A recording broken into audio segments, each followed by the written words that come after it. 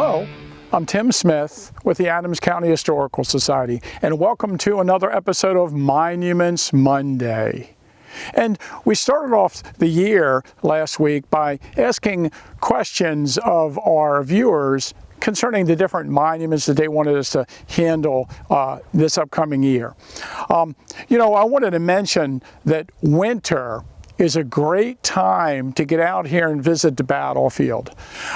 There are days when you can come out here and you are the only person on Little Round Top. And right now I can tell you there are very few people anywhere near the hill at the moment.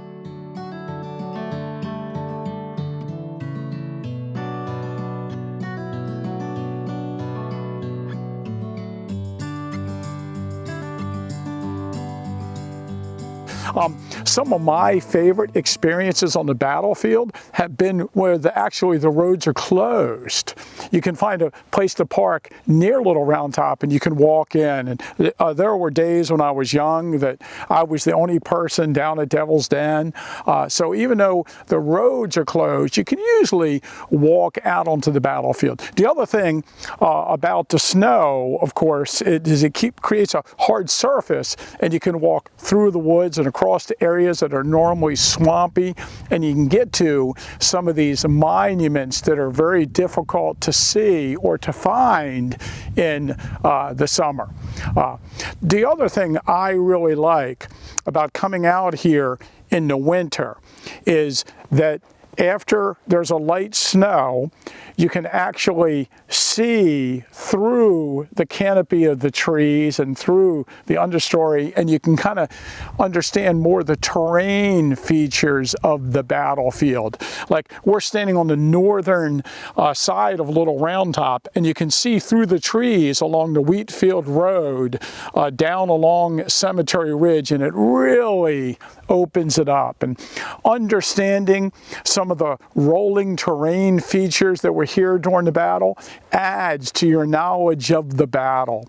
When you look at a map, and I'll give you for instance, I was reading a book years ago. It might have been Crisis at the Crossroads on July 1st, and they mentioned that the 45th New York and the 11th Army Corps was firing into the flank of Iverson's brigade along Oak Ridge. And on the map it made a lot of sense, but of course if you go out there and stand where the 45th New York was, there's a big hill in front of you and the position where Iverson's brigade would have been. So that can not possibly be true.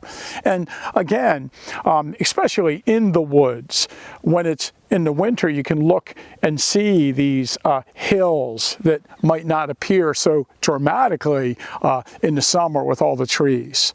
And of course, you get a good idea of the distances in the northern line of battle. So you probably know on July 2nd and 3rd, 1863, the northern line was sort of in the shape of a giant fishhook. The end of the line started on Big and Little Round Top and ran along Cemetery Ridge to Cemetery Hill in the distance, and then the Union line curved over to Culp's Hill. Perhaps the northern line was 3.5 miles long.